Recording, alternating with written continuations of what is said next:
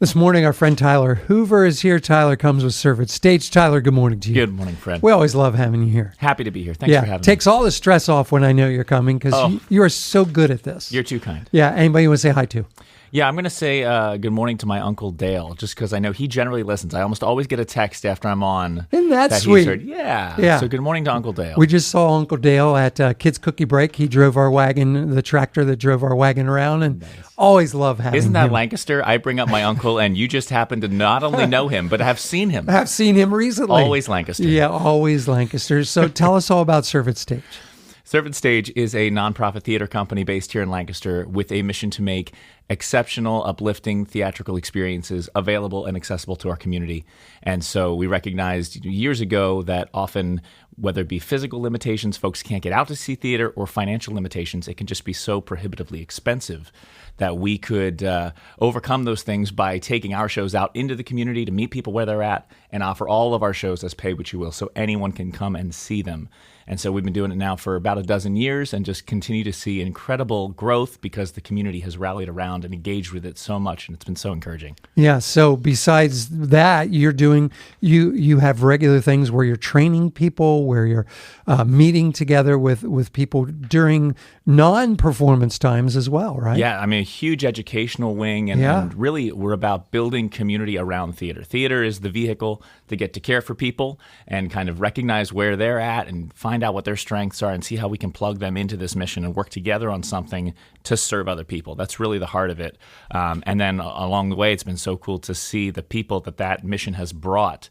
I mean, just the caliber of people we've been able to work with, veterans of years and years of experience, Broadway veterans, national tours who have come alongside and said, this is something really unique and special, and I want to be a part of it. And even a dozen years ago when you started it, the community wasn't where it's at now. I feel like our local area here has such a community of performers, theater people, tech people. It's really an incredible, incredible blessing. And I mean, having grown up in the area, it's easy to kind of take it for granted. But I've spoken over the years to people who have, done this as their career for years. They've toured the country. They've been all over, and they say there's not really many other places like it. Yeah. And you wouldn't expect it. Again, always Lancaster. I mean, we're looking at an Amish farm right now as we're talking. And that this be a hub of theater and the arts, and is just incredible to see that continue to grow. And you have a big show that's coming up. Tell us about that. We do. Our biggest show of the year, one of our biggest shows ever in a lot of respects. It's A Tale of Two Cities. So based on Dickens' novel, but it's the Broadway musical version of that, the musical adaptation.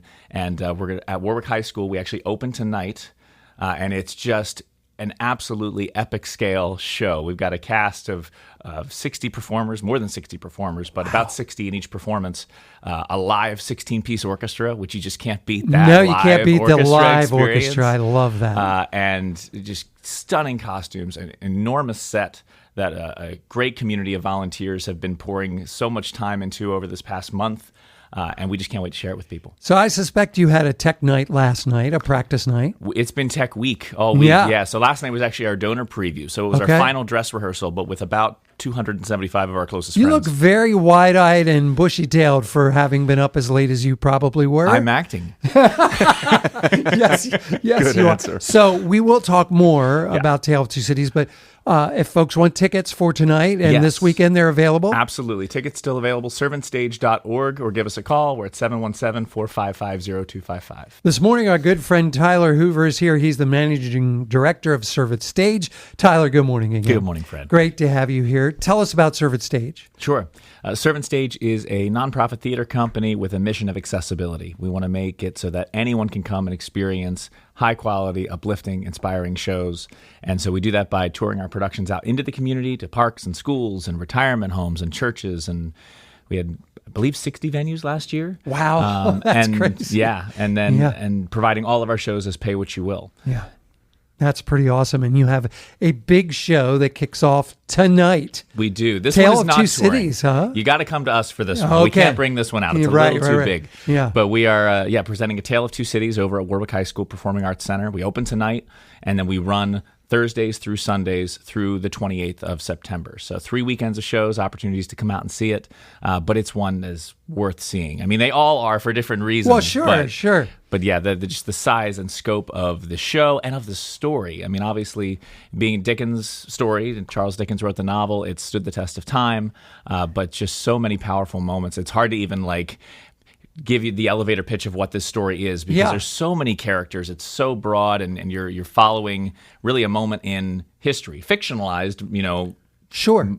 The characters are fictionalized. And when is that moment? What is that historical It's based time? around the French Revolution. Okay. Yeah. And so, a lot of shows, Les Mis, people love Les Mis, and Scarlet Pimpernel. There are a lot of shows that have taken place in this period of time. But Tale of Two Cities is such a great show, and unfortunately not as well known. It hasn't had the exposure that some of those shows have had, and so we're thrilled to be able to bring it to the community.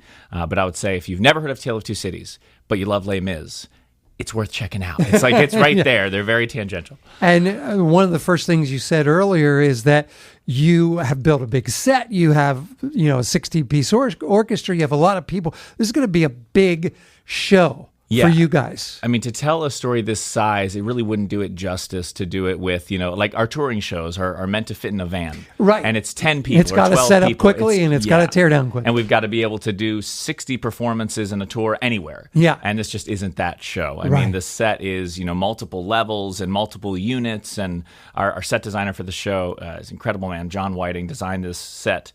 And he builds models of the set for us to work with. And so our director gets to literally play with this model as he's blocking the show, but the way that these huge set pieces move and revolve around one another and create all these different settings in the story, just the choreography of those set moves has been its own thing, and the cast acts as our deckhand. So the movement of the cast and the characters with the set, it's all unified, and again is kind of a character all its own and choreography all its own, but makes the story so immersive, and it really very few stopping points. We go right from one scene into the next, not a ton of blackout moments. It just continues to flow and take the audience on this ride. And to have a show where you have a live 16-piece orchestra, I mean that's not as common as it once was. It's not, and I'm so grateful that we're able to do it. I mean, in an age of AI and streaming and all of that, we lose the organic, really human quality that having that music being played live right in front of you there brings. And then the collaboration between them and the cast, in real time, there's this collaborative art form happening. It just, you can't replicate it. Netflix will never match up, No. So last night you had your final dress rehearsal with an audience. Yep. Tonight you open at Warwick. Yep. How can people get tickets? Go to servantstage.org or give us a call. We're at 717-455-0255. We've got shows tonight, tomorrow night, Saturday at 2 and 7, and then Sunday at 2. And then that's the schedule for the next 3 weekends. Next 3 weekends. Yeah. Do you have a favorite part of the show, Tale of Two Cities? It's interesting. I'll say this too, because this show is so again huge. I mentioned the story. There's so many characters and little bits and pieces. I love it more each time I see it because you get to understand the story a little more in its context. So I say everyone should come see it 3 or 4 times to really get it. Right.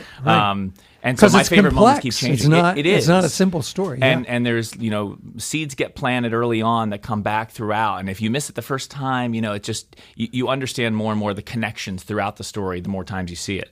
But there's a number partway through Act 1 called Little One that I won't explain the full context of it, but it's a beautiful ensemble moment in the show, some of the best ensemble singing that we hear in the show. And it's also one of many kind of heartbreaking moments in the show that just is so moving. Yeah. And I've loved that moment each night. Funny, as a younger person, I would say that I always love the solos. I love the stars. I love, who's the main character.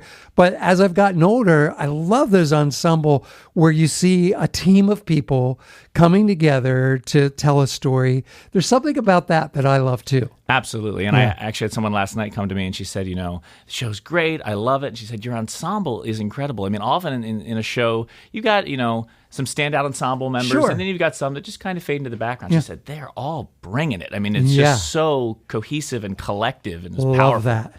I bet it sounds amazing. It sounds incredible. You got to come see it. Tale of Two Cities is kicking off tonight. It's 3 weekends, so Thursday, Friday, twice Saturday, once Sunday for the next 3 weeks. It's all happening at Warwick High School, and you can get all the information you need and the tickets, servantstage.org. Tyler, we love having you here. Thank you so much for coming. Thanks for having me, Fred. Great to see you again. We wish you well with kicking off tonight. Thanks so much.